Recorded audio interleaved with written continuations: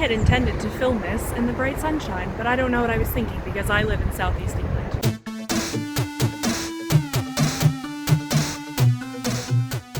Hello everyone and welcome back to the Gamer Crafting channel. I am Angie, indie yarn dyer and general mess, and in this episode of Attempted Nerder we're going to be upcycling some clothing with tie-dye.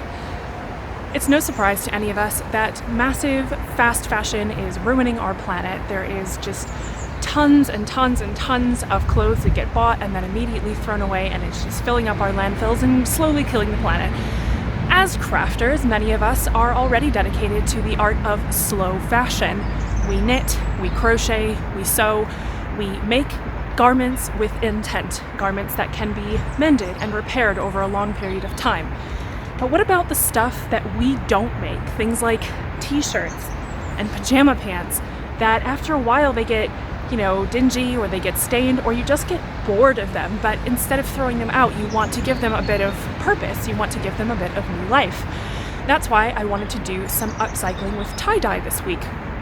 I know a lot of you are probably thinking, Angie, you're already an indie yarn dyer. How is this an attempted nerder episode? But that's honestly because I don't dye a lot of plant fibers anyway. I have in the past and I do from time to time. But also the fact that tie-dye is a completely different beast. Tie-dye is a different art altogether.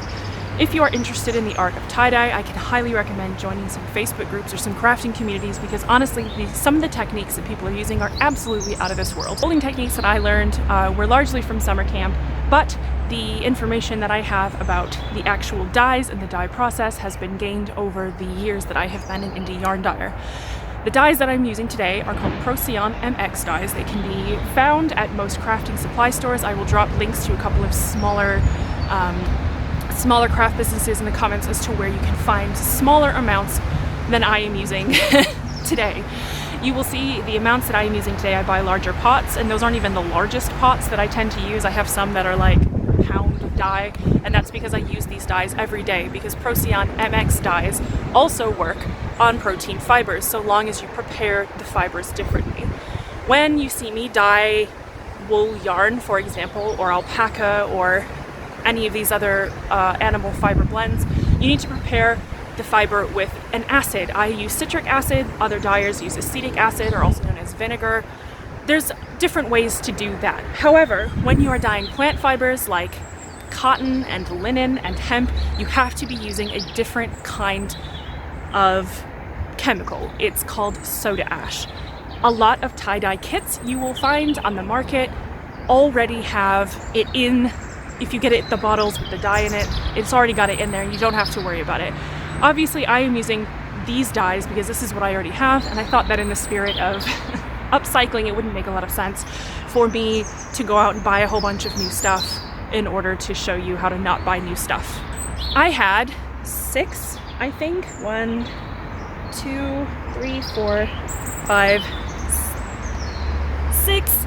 I did 6 different things, so I will be doing reverse tie-dye on a different episode of Attempted Nerder sometime in the near future. I had 6 things that I wanted to upcycle. One of them was a t-shirt. I got this in an Animal Crossing, mystery nerd box about 6 months ago, but it was a white shirt and I'm clumsy, so I don't really wear white shirts. This shirt I bought from a shop in Madrid? No, I was in Barcelona. That was about 1.5 years ago. Well, actually more than that now. It was a few months before the pandemic hit. And that, again, was a white shirt. And I was like, well, I don't really wear white shirts, but I like the tree thing on it. A tank that you can tell is very well worn. I wear it a lot in the summer when I'm dyeing yarn, so it's like kind of dingy and, it's not very fun looking. It's proof, I didn't go out and buy new stuff for this because it looks kind of gross. And a pair of pajama pants. I actually had to buy these pajama pants. These are emergency pajama pants. And as a fun story, I will tell you that when I was going to Unravel in 2020, which was the last in public thing that I did, it was at the end, sort of middle end of February, and realized that when I got to the train station at Waterloo, realized that I hadn't packed any pajamas, being the disaster that I am, and so I had to run into the M&S that's there, the Marks and Spencer's that's there, for American viewers who don't know what the hell M&S is. and I had to buy a pair of emergency pajama pants because I was rooming with someone. I didn't want to terrify her by not having pajamas. But that said, they were kind of boring pajamas and they weren't very me, so I decided that I would zhuzh them up with some tie-dye. And with that, I will show you now the folding techniques that I tried. To get started with tie-dye, you will need a few pieces of clothing. I highly recommend you find clothing that is 100% cotton, as polyester takes a different kind of dye and process and will not absorb much of your tie-dye. You will also need lots of rubber bands. You will also need squeeze bottles, lots of them if you want plenty of colors. You're also going to want to take gloves because soda ash is going to irritate your skin. You're also going to need Procyon MX dyes or other fiber reactive dyes, and you're going to need some soda ash dye fixer. Mine is from Jacquard Dyes. You can get it on Amazon. You can also get tie-dye kits that are called one-step kits that have everything already in the squirt bottles for you, which is a little bit less messy, especially if you're doing things with kids. So to get started, I'm going to show you some of the different folding techniques. You're going to want to lay out your very wrinkly shirt that you just pulled out from the depths of your wardrobe that you've probably never worn or haven't worn in a long time. Make sure that you have your rubber bands. So on this one, we're going to be attempting a simple spiral. So you're going to want to lay out your garment. You're going to want to stretch it out, make sure that, you try and get rid of at least, some of the wrinkles. And then you're going to basically pick a spot where you want your spiral to be, and you're going to pinch and twist, as you can see that I'm doing here. Pinching and twisting, and just keep pinching and twisting. So for this one, I was going for a bit of a reverse spiral or a double spiral. So then if you're doing that, then you're going to pick another spot for the other spiral, and you're going to keep pinching and twisting and pulling it together and sort of pulling the fabric around to follow the pattern of those spirals. It can get a little bit loose, and that's okay. You just kind of have to pinch and pull and kind of rubber band the best as you can. There are other methods for this, and you'll get better as you practice. I haven't practiced tie-dye in a long time. But you can also use actual ties, actual string or hemp if you like, or baker's twine, which can get you stronger ties that will give you more of a resist. That's basically what we're doing with tie-dyes. We're creating resists where the dye will not be able to penetrate, and that's what gives the different techniques and the different effects. I also recommend using more rubber bands than you think that you'll need. A minimum of 5 with as many as 10 or even 20, depending on what you're doing and the specific tie-dye technique. You want to make sure that it's firm enough and tight enough that as you are messing around and dunking it in the soda ash mixture and then dyeing it later and then drying it and rinsing it, that it's not going to fall apart and cause your dye to bleed into the fabric where you don't want it to. For this next fold, I actually lost some of the footage, so I'm sorry about that. So basically with this one, you're going to want to lay out your garment or whatever it is that you're tie-dyeing, and you're going to sort of fold it like an accordion. You're going to fold it one way, and then you're going to tuck it under and fold it the other way, and then you end up with something that looks like this. You'll end up with this sort of long strip of fabric that is ready for you to put ties around. You can use as many or as few ties as you want. Just remember that you have to be able to keep it strong enough and firm enough that you can handle it and soak it and rinse it without it falling apart. And if you want to add extra resists, because that's basically what we're doing, then you can. Next, I did a tank top with a simple spiral.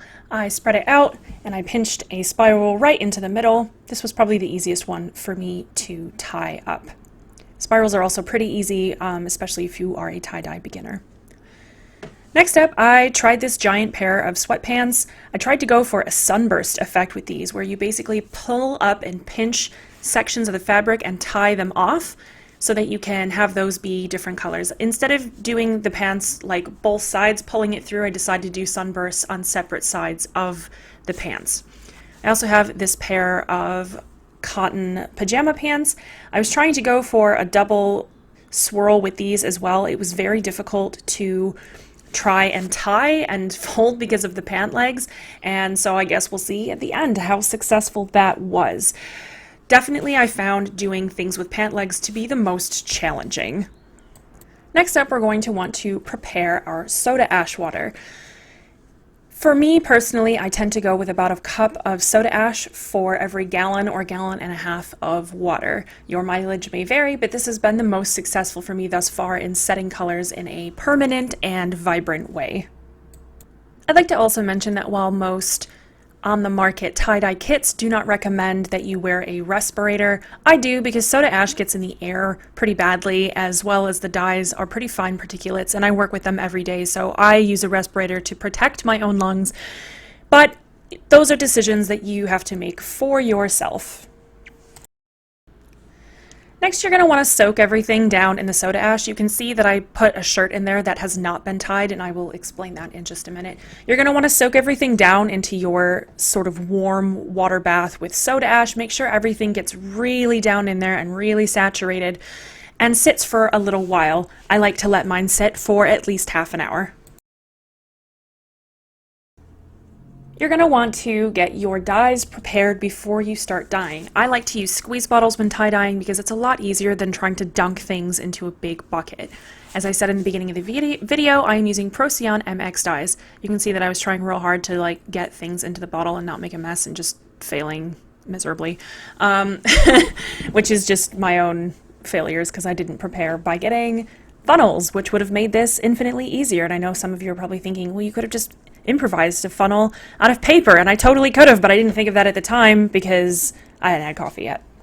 So you're going to want to prepare your dyes. I had chosen, for several of my dyes, I had chosen a number of different Procyon MX dyes. I chose a few discontinued ones that I won't be using for yarn anymore because cerulean blue is no longer available on the global market. You can also see that I'm working on top of cling film, or saran wrap, as we say in the US. That's because it makes it clean up much easier, and you're going to want to be wrapping your stuff in either cling film or a Ziploc bag if you have that at the end, in order to keep it moist, because you're going to want to let it set for a while. So I definitely recommend using either Ziploc bags or cling film to work on top of or inside of, to make cleanup easier and keep dye from getting all over your countertop, because trust me when I say it just is there forever. So I went ahead and I was just using these different dyes. That dye that I have in my hand at the minute I think is an orchid dye, and I also used on this one Mermaid's Dream and I think Lime Pop. These dyes tend to look different on plant fibers versus if you're using them for protein fibers. You can also see that it's picking up some dye from underneath on there because I probably didn't wring it out quite well enough. But that's okay. You can just cover it with some more dye and it'll be fine. It's my theory. So you can do things as carefully or as quickly as you want. I'm going to go ahead and speed through a bit of this here. So you can see that I am just squeezing dye out of the bottles. I do recommend mixing the dye with some warm water in the squirt bottles. It just makes the dye break up a bit easier. On here I'm using a gray t-shirt, a shirt that's already gray, so I am making sure to use darker colors because lighter colors don't always show up very well on darker gray. So I decided to go with a darker purple, I think it's Imperial Purple, and a black dye. I don't remember which one I used because I have like 5. I can see there, it's New Black. So as you can see, and also another thing to note with Procyon MX dyes or other fiber reactive dyes, many times there are colors that you're going to have to use double percentages of in order to get the same depth of color. So black is one that you usually need twice or even 3 times as much of the dye powder as you would for some of the other colors. Red is another one. Blue's a bit as well, but I tend to not follow that because blue just seems to get all over everything all the time anyway. So as you can see, I'm just kind of going for a bit of a spiral effect here, and I'm using these different dyes. And I think for this one I tried to go for a full rainbow, so I was trying to mix up other colors. I mixed up a deep orange and a lemon yellow, as well as a hot pink, which isn't really hot pink. You can see there it's kind of just a pink, really. I wouldn't call it hot pink. But it works well for rainbow-esque things. And now I'm doing the tank top that I mixed up as a rainbow. And you'll see at the end, I think this is the one that turned out the most rainbow-esque. It's the most obvious rainbow of all the different tie-dyes that I did. And as you can see, I'm wrapping them all up separately as I work. And so this was the sunburst one. I'm trying to dye each of the little sunbursts that I pulled up a different color. And at this point, I was kind of just trying to use the rest of my dye, so I wasn't wasting any dye. So I was doing that, and then I still had all the rest of the all the rest of it was bare, so I was like, oh well, I'm just gonna use up the rest of my dye, which in retrospect probably wasn't my greatest plan, but it was difficult to work with because these were really big and very heavy because it was very wet. And you can see that there's dye all over my kitchen countertops, which is no news to anyone probably. So you saw when I was putting things into the bucket of soda ash and water that I had a shirt in there that I had not tied yet. It's because I want to show you the difference in what your tie-dye will look like when you soak it before you tie versus if you tie it before you soak it. So with this one, I soaked it first and then I went for a spiral so that I can do a direct comparison with the one that I chose to do by tying and then soaking, and you'll see at the end how different those results turned out. Most instructions will tell you to leave your tie-dyed things for about 8 hours. I tend to leave mine at least overnight, if not 12 hours or sometimes even 2 days, to make sure that the reaction is completely done reacting and just to give it a little bit more time, because you're not using heat like you would with animal fibers, and heat is what makes the reaction happen there, whereas with this it's a cold reaction, so it needs a little bit more time to make sure the dye really penetrates into those fibers. And then you're going to want to rinse it out. So when you're rinsing, you're going to want to make sure that you leave it tied for the initial rinse to get rid of any excess dye. I didn't have tons of excess dye when working, but that's because I've worked with these dyes for years now, and I kind of know if you're a newbie, it's very likely that you'll have more excess dye, and that's totally okay. You just have to make sure you get most of it out before you take the rubber bands off, otherwise you risk the excess dye bleeding and leaching into your where you wanted the resists in the fabric to be. I will also say, you can see that I'm still wearing my gloves for this part of the process. Those clothes, or whatever it is you're dyeing, will still be soaked in soda ash, which is a skin irritant. So you're going to want to make sure that you keep your gloves on for this process, just to make sure that you don't get really dried out, cracked, painful hands. Just keep rinsing until it looks mostly clear, and then you can take the ties off at the end, and then after you take the ties off, give it another good rinse. Some people recommend rinsing in cold water or hot water, but you're also going to want to run it through the washing machine when you're done. I also recommend putting like colors with like on when you're washing them in the machine, so you don't get your pinks bleeding into your blues and kind of ruining your tie-dye, because you definitely don't want that. You can also use a cleaning agent called Synthropol, which I did use, but I did not show on screen because I didn't remember it until it was late and sort of just rushed and did it. Sorry.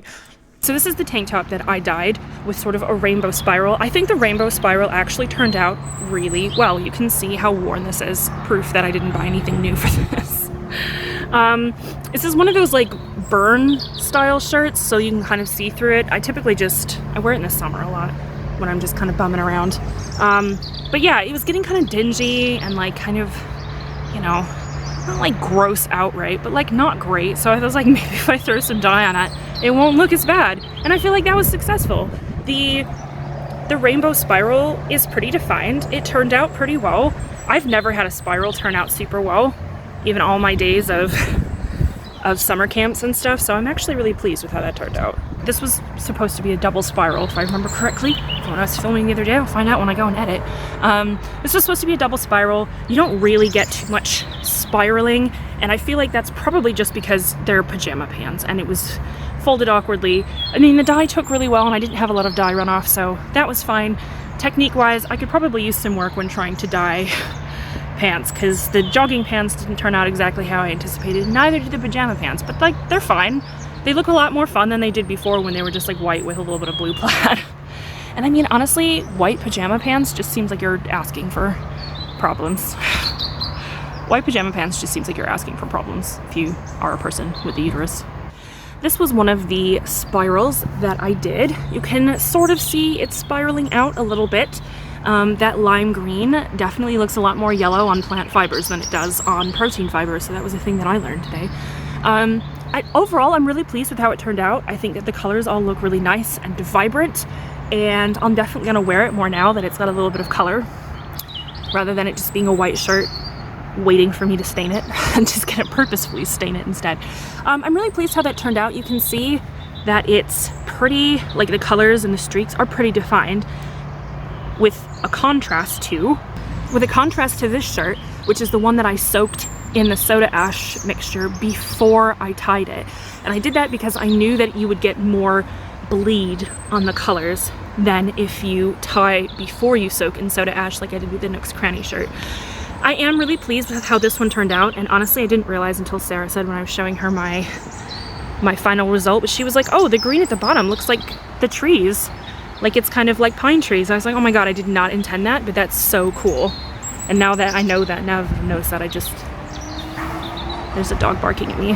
My neighbor's dog is barking at me. The neighbor's probably gonna think that I'm some mad woman out here filming tie-dye on a bench in the rain. Okay, I tried to get video of the offending canine party, but didn't seem interested, so sorry. He's like a labradoodle and he's very barky, but seems very nice. He's very barky and also very waggy. Anyway, so that's kind of the difference you can see in whether you pre-soak your tie-dye before you tie it. You're going to get more of this dye bleed that sort of spreads out a bit more and feathers out into the fabric, versus if you tie it first and then soak it, where your tie-dyes and your ties are going to be a lot more defined. It's just a personal preference. I tend to prefer the more defined, but I think that this works really well on this particular shirt. So I'm really pleased with how both of those turned out. I will show you this one as I am wearing it. You can see my phone stand is literally sitting, it's literally sitting on a bench. That's where I had to balance it because it wouldn't stay on the ground because the ground is too wet because it's been raining all day. In fact, it's still kind of raining now. I'm filming in the rain. That's how much I love you all. Anyway, so as you can see, this is a logo shirt. Sarah had this made for me kind of towards the beginning of our business as, I don't know, it was just a nice gesture. We were planning on going to some shows, and it was nice. It was kind of just, you can see in the video, it's kind of just a boring gray, and I decided, I don't know, I just didn't wear it that much, so I thought maybe if I zhuzhed it up, I might wear it more. So you can see how this one turned out. Let me get my hair out of the way. So there's black dye here, purple, black on this side, purple on this side. So that's how that one turned out, and I'm pretty happy with it. As for my like jogging pajamas, I can tell you that these have excellent pockets. You can see I have a mask. Look, I have a mask in my pocket. That's the world that we live in. I'm pretty happy with how these turned out. It was actually really difficult for me to dye these, as I mentioned. It was difficult for me to dye and rinse these. It was very clumsy because I don't have a ton of space, and they're big and they're very heavy when they're wet. So they didn't turn out maybe quite how I had anticipated, but it's certainly better than the boring grayish, marled, whatever it was before. And they're super comfy, and they're some of my favorite things to wear when I'm just kind of like chilling out, or sometimes when I'm dyeing yarn. So, you know, I feel like that works out pretty well. Thank you all so much for watching today. I hope that you enjoyed this attempted NERDER video. As always, I'm Angie, the yarn dyer and general mess. Please do like and subscribe and drop a comment down below. It always helps our videos in the mysterious and terrifying algorithm. Thank you so much for watching, and we will see you on the next episode of Attempted NERDER, which will hopefully be making the perfect RPG dice. We have some other fun stuff planned as well. This is what happens when you're filming outside your apartment. That's our apartment up there. This is what happens when you're filming on the bench outside. Our car is just right there. Just people wandering by.